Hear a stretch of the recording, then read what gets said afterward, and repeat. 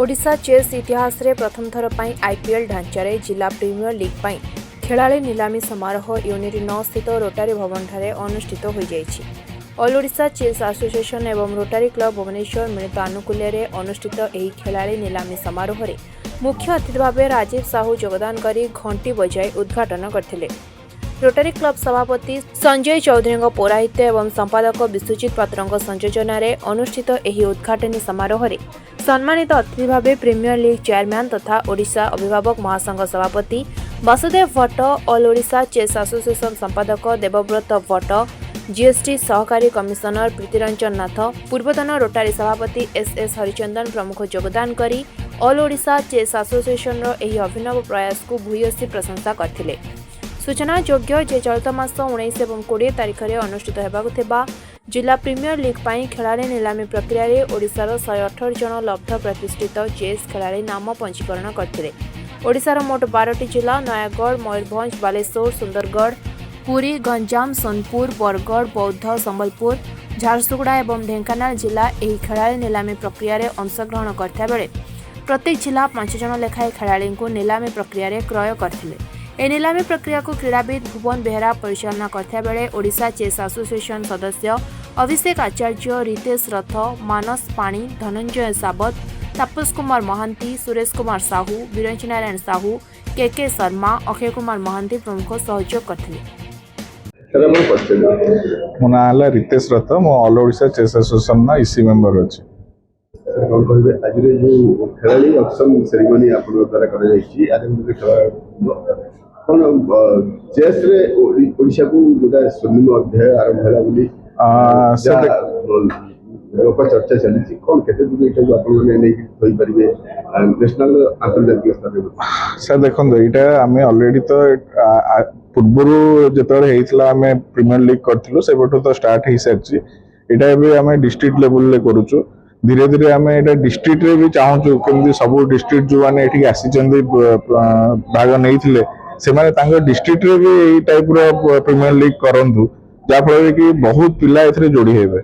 से माने जोड़ी हेले तापरे सेठू ही पिला बाहर प्रति डिस्ट्रिक्ट रू पिला बाहर ही आम आगु को जमी स्टेट हो नेशनल हो कि अंतर्जातीय हो जाई परिबा। चेस टैलेंट खेल ये सरकार पाखे उपस्थापन करेंगे कि आगामी दिन में प्रत्येक स्कूल रे खेल को इंट्रोड्यूस करेंगे। निश्चित जेहेतु आगु को आम खेलो स्कूल रे गोटे आमर चेस प्रोग्राम हवा को जाउची बहुत जल्दी सेटा बाहर जोटा कि आम प्रति स्कूल चेस को इंट्रोड्यूस करने आगु को जाउछु और गवर्नमेंट तरफ भी सेटा सपोर्ट मिलियो आम आशा करछु। अभिभावक जो माने तो पिला इंटरेस्ट नहीं भविष्य देखो अभिभावक माने मु तो कहबी समस्त अभिभावक माने पिला को कहतु चेस खेलिया कहीं ना चेस गोटे हूँ माइंड गेम आ चेसटा गोटे पिला जदि सदाबले खेलिला से ही तार कनसेंट्रेशन टा बढ़िबो पाठ पढ़ा रे जमती बढ़िबो चेस खेल चेसटा खेलिले पाठ पढ़ा भी तार कनसेंट्रेशन बढ़िबो तेणु सब अभिभावक को मो अनुरोध करी से माने छुआ को चेस खेला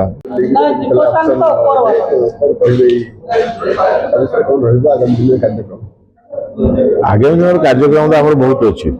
ओडिशा चेस जोटा आम करने चिंता करी सब ठीक ठाक चले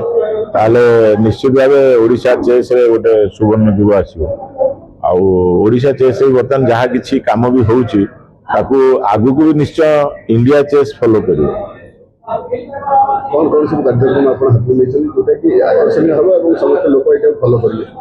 सुनो आमर ट्रेडिशनल वे खेल जहाँ जहाँ जमी चली किंतु एबे कौन है प्रीमियर लीग है एबे नॉर्म टूर्नामेंट सब हम एबे समस्त को चेस बोर्ड चेस घंटा दिज्व डिफरेंट क्लब लेवल खेल हम जोटा कि आम अलरेडी कथबार्ता कर सारूँ माने बहुत किसी कार्यक्रम ता सहित एबे जाकि देखो प्रथम थर पे आम जनवरी मासरे प्रथम थर पे आम ओडिशा रे ब्लीज रो गोटे रेटेड टूर्नामेंट होची शोआ जो टूर्नामेंट होची सेतरे ए वर्ष जो खेल हम group A group B group C रे सेतरे प्राइज मनी भी आम बहुत बढ़ेछु 45 लाख टका प्राइज मनी टोटल अच्छी ता सहित आम हिसाब करछु जे जमी 1000 रु पिला अधिका खेलिया पे तार आम योजना करछु आउ हमर जीएम कोचिंग कैंप ଇଏ କଣ ନର୍ମ ଟୁର୍ଣ୍ଣାମେଣ୍ଟ କରିକି ଆମେ ଚାହୁଁଛୁ କିନ୍ତୁ ପିଲା ଆମର ମାନେ ଇଣ୍ଟରନ୍ୟାସନାଲ ମାଷ୍ଟର ବା ଗ୍ରାଣ୍ଡ ମାଷ୍ଟର ବଢିବେ ଆମର ଓଡ଼ିଶାରେ। ତା ସହିତ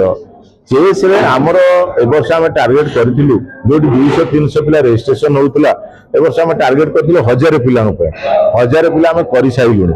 ବର୍ତ୍ତମାନ 1000 ପିଲା ଆମେ ରେଜିଷ୍ଟ୍ରେସନ କଲା ପରେ ଆମେ ଚିନ୍ତା କରିଥିଲୁ ଆସନ୍ତା ବର୍ଷ 5000 କରିବା ପାଇଁ, କିନ୍ତୁ ଗୋଟେ ସୋର୍ସରୁ ଆମକୁ ଯୋଉ ଭଳିଆ ସବୁ ମାନେ ମିଳିଯାଉଛି ସପୋର୍ଟ ମିଳିଲାଣି, ସେମାନେ କହୁଛନ୍ତି ନାଇଁ ନାଇଁ ଆମେ 1,00,000 କରିବା। ତେଣୁ ଯାହା ବି ହଉ 5000 ତ ମିନିମମ୍ ତ ହବ, 5000 ପିଲା ହେଲେ କିଛି କମ କଥା ନୁହଁ। ତେଣୁ 5000 ପିଲା କରିବା ପାଇଁ ମାନେ ଆମର AOC ମାନେ ଚେସ୍ ପ୍ଲେୟାର ଷ୍ଟ୍ରେନ୍ଥ ବଢାଇବା ପାଇଁ 5000 ପିଲାର ତା ପାଇଁ ଆମେ ସବୁ ପ୍ରକାର ଯୋଜନା ବି କରିସାରିଛୁ। ଡିଫରେଣ୍ଟ ବର୍ତ୍ତମାନ ଦେଖନ୍ତୁ ୟା ପରେ ସ୍କୁଲ ଚେସ୍ ପ୍ରିମିୟର ଲିଗ୍ ହବ। ସ୍କୁଲ ଚେସ୍ ପ୍ରିମିୟର ଲିଗ୍ ବଡ ଆକାରରେ ହବ, ଗୋଟେ ରିଭଲ୍ୟୁସନ ହବ ସ୍କୁଲ ପିଲାମାନଙ୍କ କ୍ଷେତ୍ରରେ। ସ୍କୁଲ ପିଲାମାନେ ଖେଳିବେ ଚେସ୍ ସବୁ ଜାଗାରେ। ମାନେ ବର୍ତ୍ତମାନ ଯାହା ବି ବହୁତ ବହୁତ ଡେଭଲପମେଣ୍ଟ କାମ ଚେସ୍ର ହବ। ଆଉ ସମସ୍ତଙ୍କ ସହଯୋଗ ବି ଟିକେ ଦରକାର।